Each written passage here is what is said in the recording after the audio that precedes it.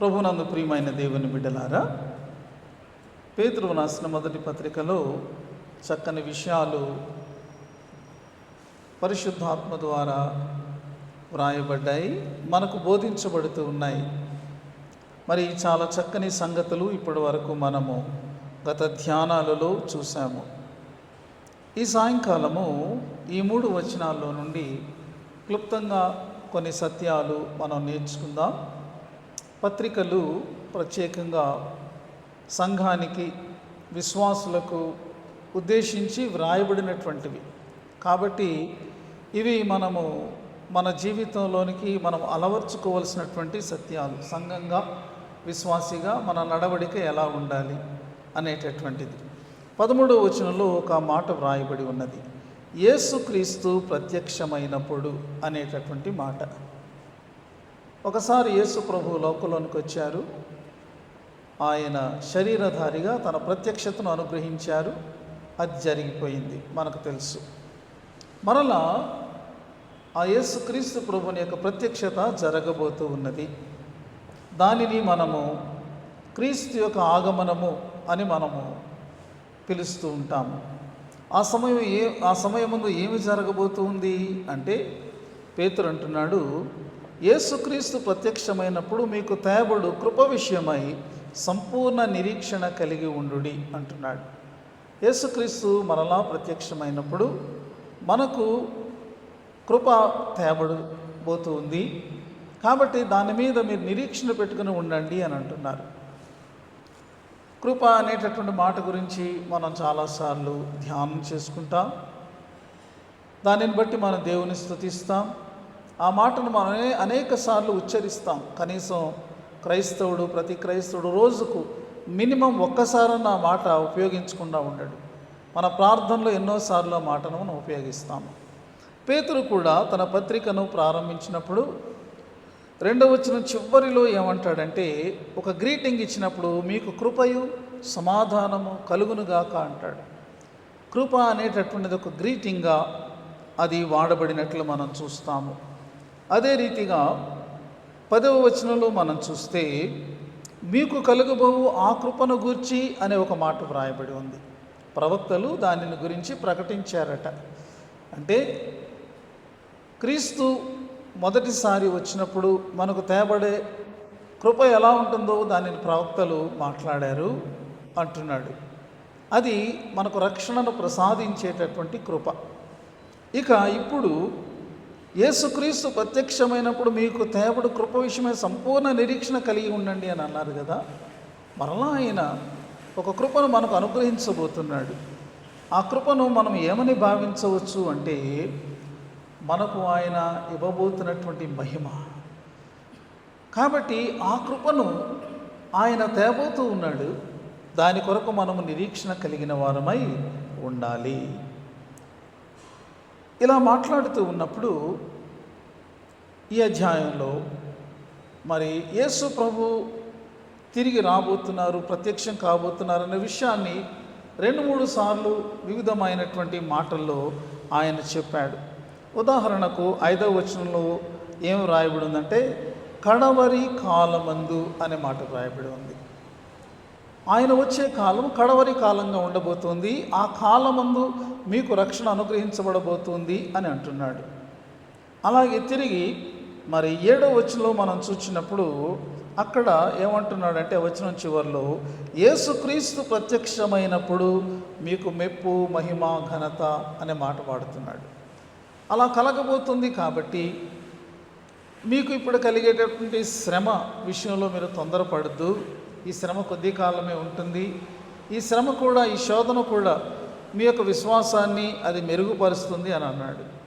అలాగే ముందు మనము మరి 5వ వచనంలో చూసినప్పుడు కడవరి కాలమందు ఆయన వచ్చినప్పుడు ఏమి జరుగుతుంది అంటే, మీకు స్వాస్థ్యం ఉంది, మరి అది పరలోకమందు భద్రపరచబడి ఉంది, దానిని మీరు పొందుకోబోతూ ఉన్నారు అని అంటున్నాడు.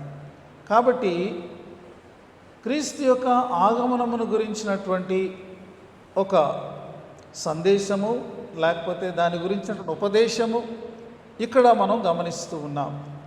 క్రైస్తవ సంఘం యేసుక్రీస్తు ప్రభువారు ఆరోహణమైనటువంటి సమయం నుండి కూడా ప్రతి తరంలో కూడా సంఘము ఒక సిద్ధపాటుతోనే ఉంటూ వచ్చింది. అదేంటంటే యేసు ప్రభు ఒకవేళ వచ్చినట్లయితే ఆయన రాబోతూ ఉన్నాడు, మేము దాని కొరకు సిద్ధంగా ఉండాలి అనేటటువంటి అస్పృహలో జీవించినట్లు మనం చూడగలం. ఆయన ప్రత్యక్షమైనప్పుడు తేబడబో కృపను మనము పొందుకున్నట్లు మనం ఏం చేయాలి? కొన్ని విషయాలు ఈ రోజు ధ్యానంలో మనం చూడొచ్చు. 1-12 వచనాలు కూడా మన కొరకు చేయబడినటువంటి ఏర్పాట్లు ఎలా చేయబడ్డాయి, ఎలా ఉన్నాయి, మనం ఎలాంటి పరిస్థితుల్లో ఉన్నాం, ఇవన్నీ చక్కగా వివరించిన తర్వాత ఇప్పుడు వాట్ ఈజ్ అవర్ డ్యూటీ, మనం ఏం చేయాలి, మనం ఎలా ఉండాలి అనేటటువంటి విషయాలను పేతురు మనకు తెలియచేస్తూ 13వ వచనంలో మొట్టమొదటిది ఏమన్నాడంటే, మీ మనస్సు అనే నడుము మీరు కట్టుకోవాలి అని తెలియచేశాడు.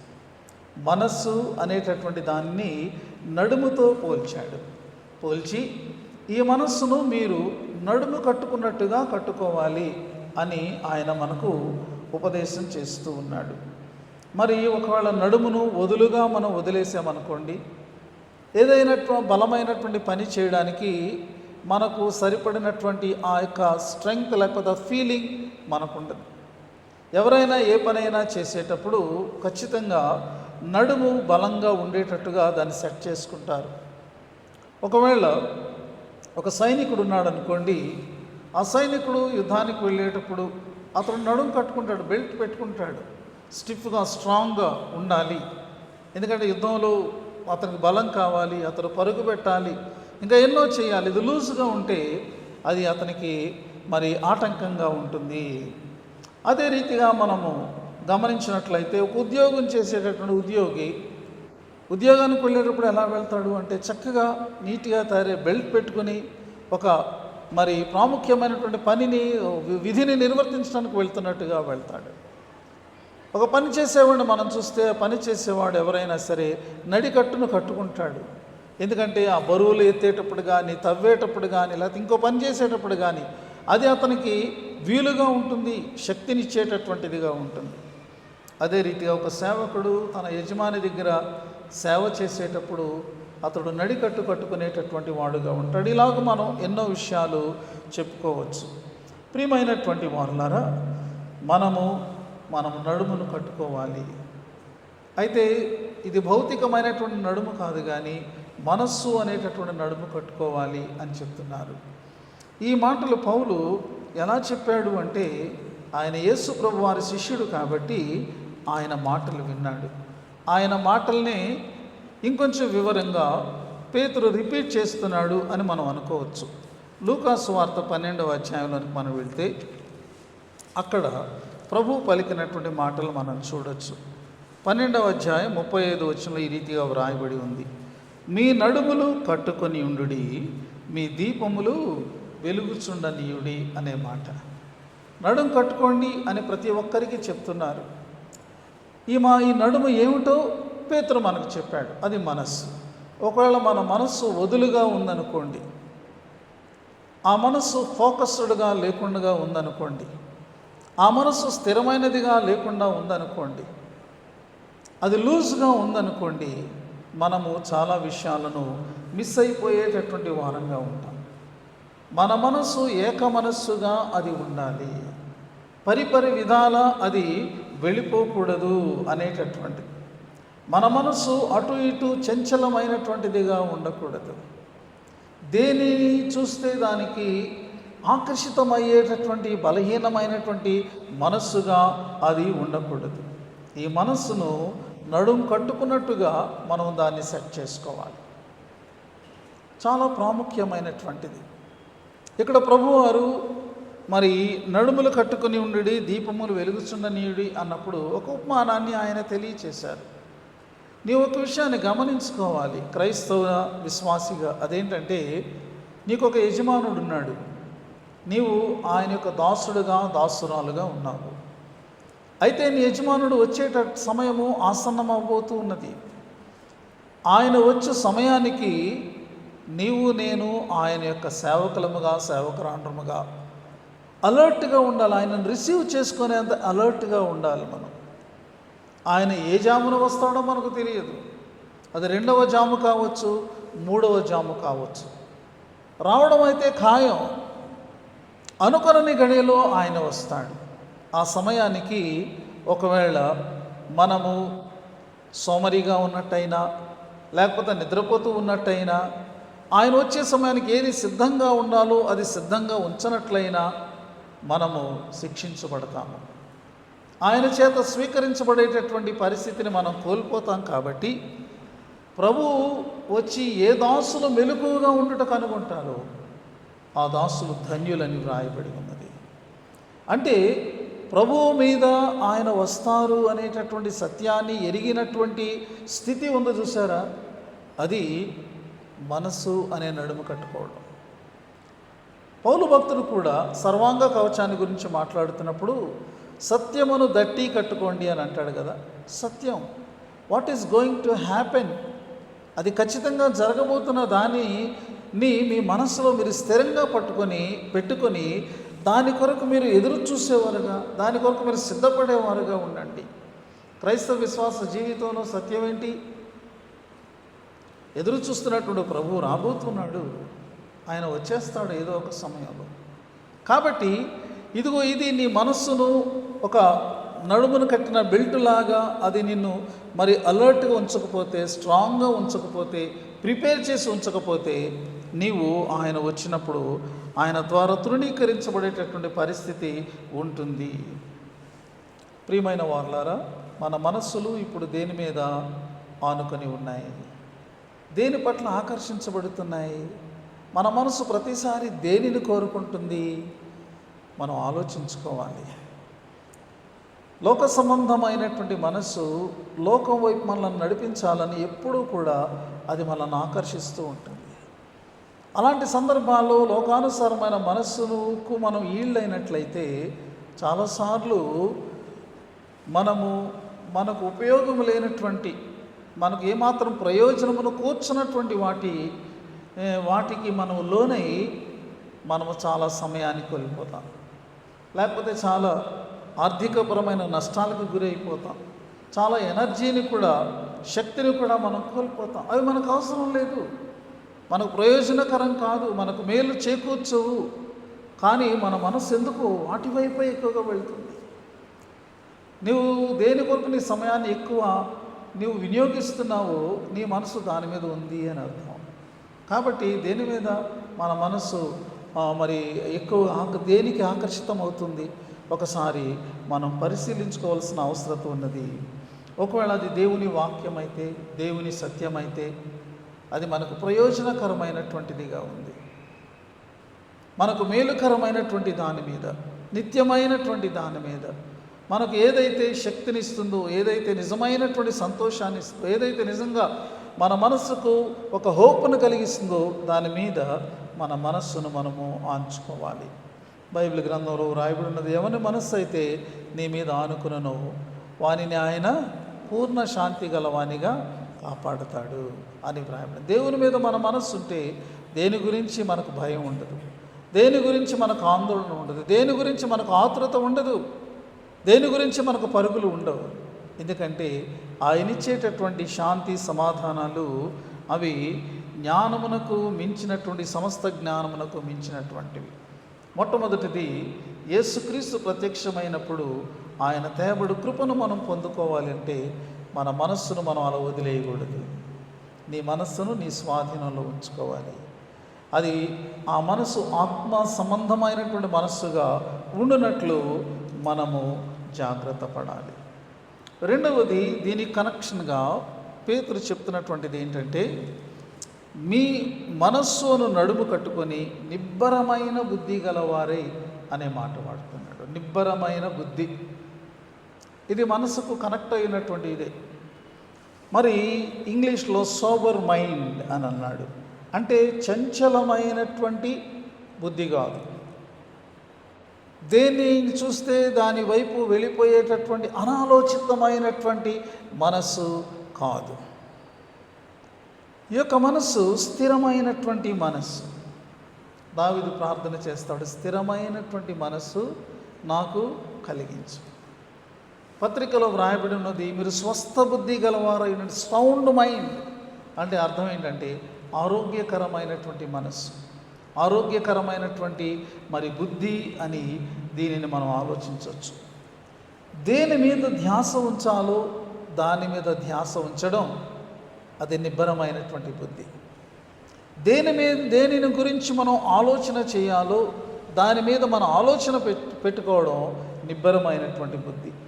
దేనిని ధ్యానం చేయాలో దానిని ధ్యానం చేయడం ఆరోగ్యకరమైనటువంటి లేకపోతే మరి నిబ్బరమైనటువంటి బుద్ధి.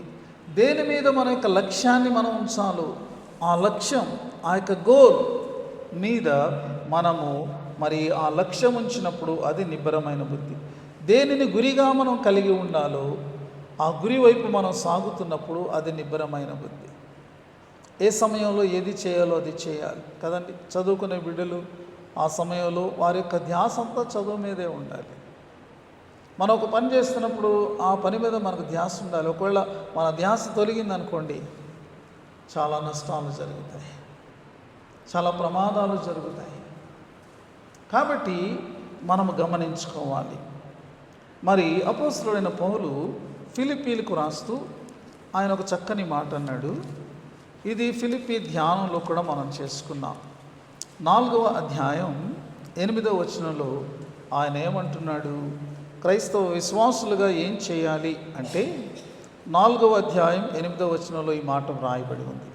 మెట్టుకు సహోదరులారా, ఏ యోగ్యత అయినను మెప్పైనను ఉండిన ఎడల ఏవి సత్యమైనవో, ఏవి మాన్యమైనవో, ఏవి న్యాయమైనవో, ఏవి పవిత్రమైనవో, ఏవి రమ్యమైనవో, ఏవి ఖ్యాతి గలవో వాటి మీద మీ ధ్యానము ఉంచుకొనుడి అనేటటువంటి మాట.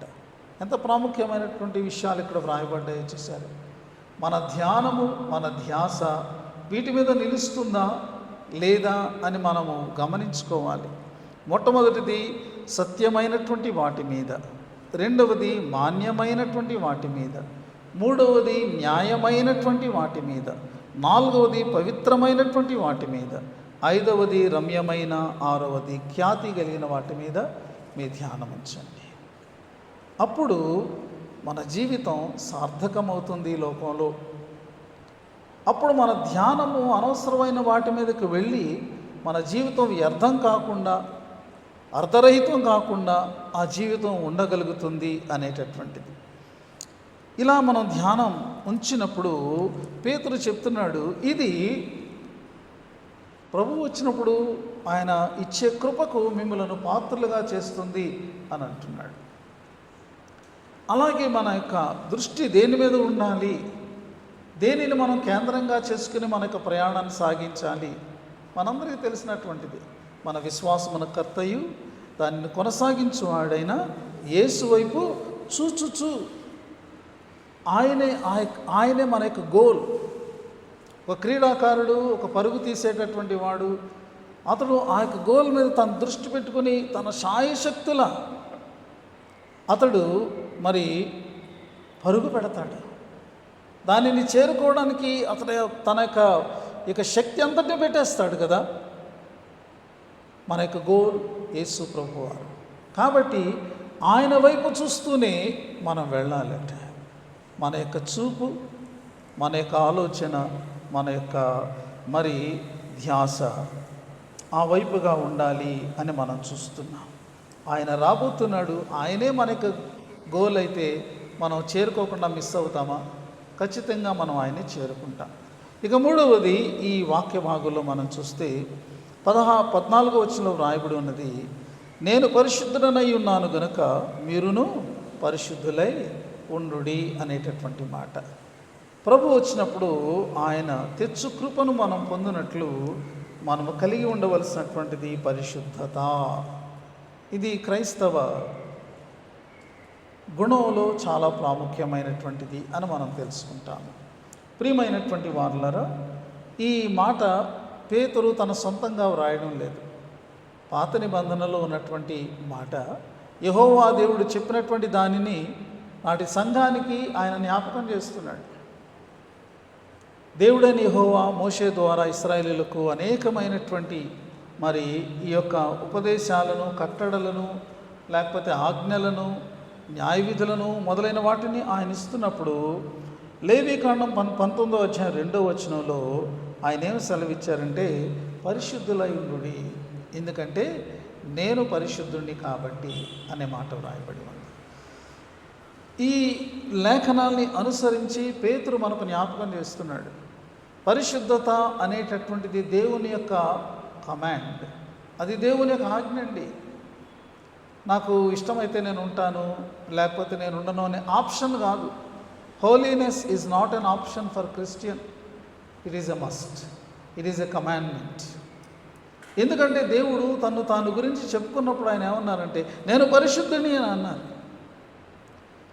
కాబట్టి నాకు చెందినటువంటి మీరు నన్ను ప్రతిబింబించేవారుగా ఉండాలంటే మీరు కూడా నా గుణాన్ని మీలో దానిని నాటుకోవాలి అని ఆయన చెప్తున్నారు. యేసు ప్రభు వారు ఈ లోకంలోనికి అసలు ఎందుకు వచ్చారు?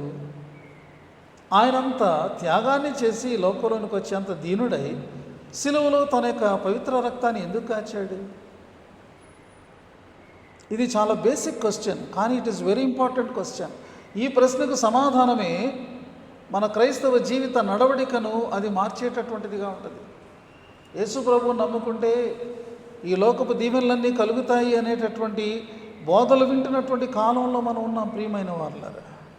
ఆయన నమ్ముకుంటే నీకు ఆరోగ్యం వస్తుంది, ఆయన నమ్ముకుంటే నీకు ఆశీర్వాదం వస్తుంది, ఆయన నమ్ముకుంటే నీకు బోళ్ళని ఈవులు వస్తాయి అనేటటువంటి ఒక బోధకు మరి ఆకర్షితమవుతున్నటువంటిదిగా సంఘం ఉన్నటువంటి లోకంలో ఆ పరిస్థితుల్లో మనం ఉన్నాము, ఈ కాలంలో మనం ఉన్నాం. కానీ దాని కొరకు యేసు ప్రభువారు ఆయన సమస్త మహిమను కూడా విడిచి ఈ లోకంలో దీనుడై శిలువ మరణం పొందాలా? అవసరం ఉందా?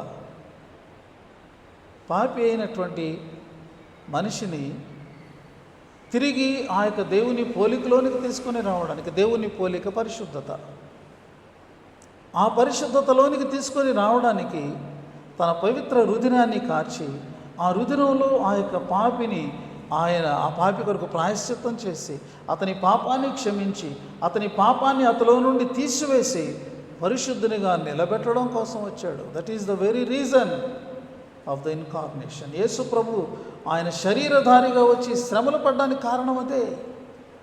దాన్ని పక్కన పెట్టి ఒకవేళ మనము దేనైనా మనము భక్తి అని అనుకుంటే దేవుడు దానిని ఏమాత్రం మెచ్చడు.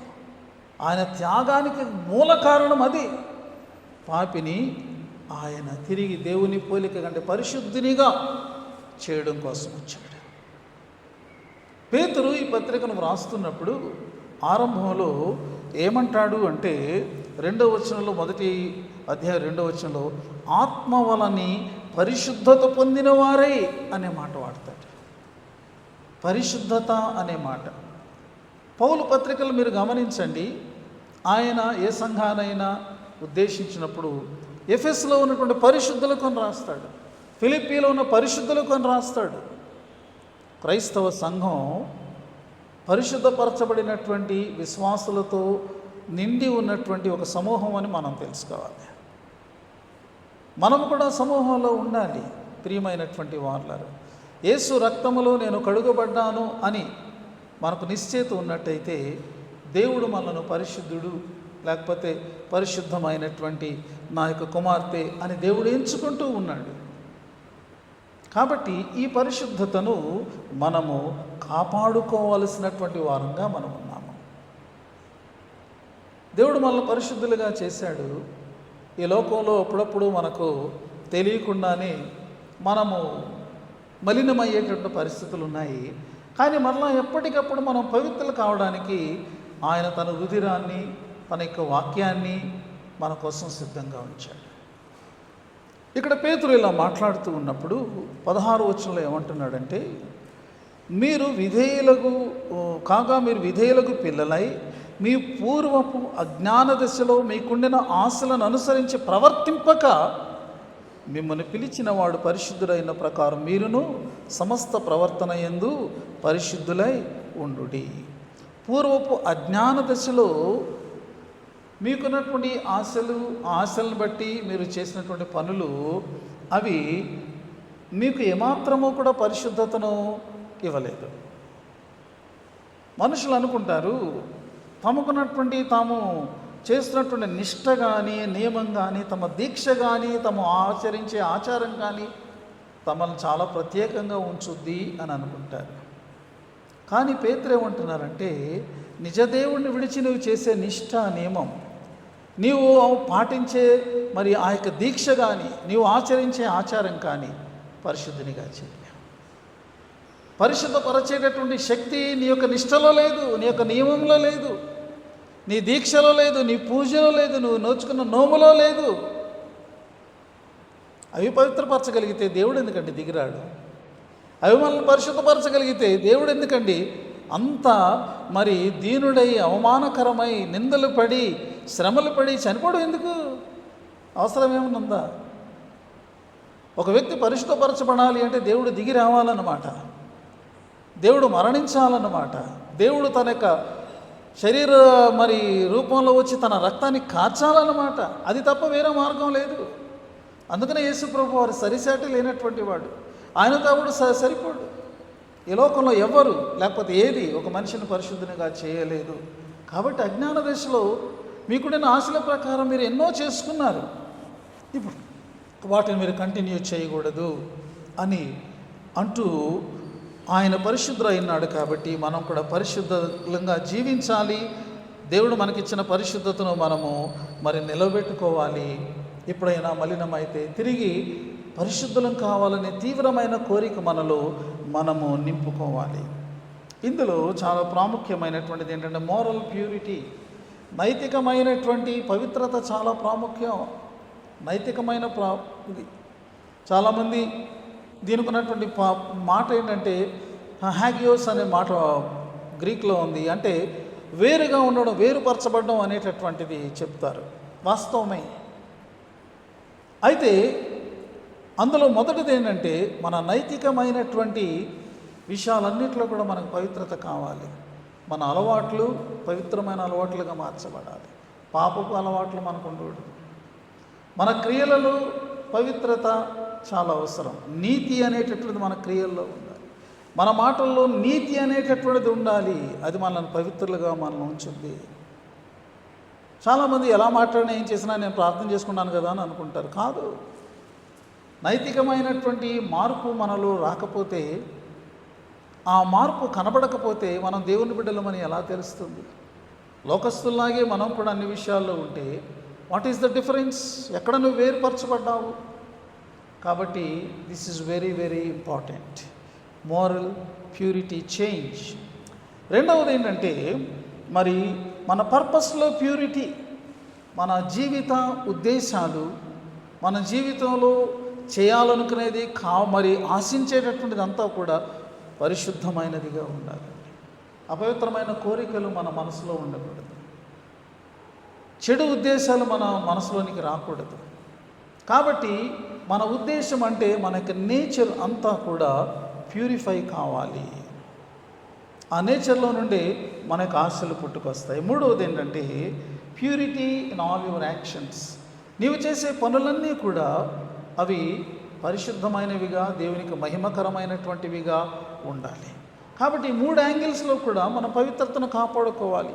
నీతియుక్తమైనటువంటి జీవితం, సరైనటువంటి మంచి పవిత్రమైనటువంటి ఆలోచన, ఉద్దేశం, మన క్రియలన్నిటిలో కూడా మరి క్లీన్గా మన క్రియలన్నీ కూడా ఉండాలి. ప్రియమైన వాళ్ళారా, మన దేవుడు పరిశుద్ధుడు. ఆయనలో ఒక్క మచ్చైనను, ఒక్క డాగైనను, చీకటి ఎంత మాత్రమూ లేదని రాయబడి ఉన్నది. అంత గొప్ప దేవుడు మనం కలిగి ఉన్నాం. ఆయన కృపను తేబోతూ ఉన్నాడు. ఆ కృపను మనం పొందుకోబోతూ ఉన్నాం. ఆ కృపలోనికి మనం ఎంటర్ అయిన తర్వాత అది మహిమకరమైనటువంటి జీవితంగా, నిత్యత్వంగా ఉండబోతుంది. It's going to be, this is a very serious issue. ఇది గంభీరమైనటువంటిది. ఏదో చెప్పుకునే చెవులకి ఆనందంగా, ఇంపుగా మనం పెట్టుకోవడానికి కాదు. This is what going to happen. జరగబోతూ ఉన్నటువంటిది పేతురు రాస్తూ ఉన్నాడు. కాబట్టి సాయంకాలము ఇంత అద్భుతమైనటువంటి సత్యాలతో నిండి ఉన్న ఈ వాక్య భాగాన్ని మనం ధ్యానించుకొని ఉండగా మన మనస్సును మనము కట్టుకుందాం. నిబ్బరమైన బుద్ధిని కలిగి ఉందాం. పరిశుద్ధులుగా ఉండడానికి ఆయన యొక్క సహాయాన్ని కోరుకుందాం. పరిశుద్ధాత్మ దేవుడు అలాంటి కృపను మనందరికి మెండుగా అనుగ్రహించునుగాక.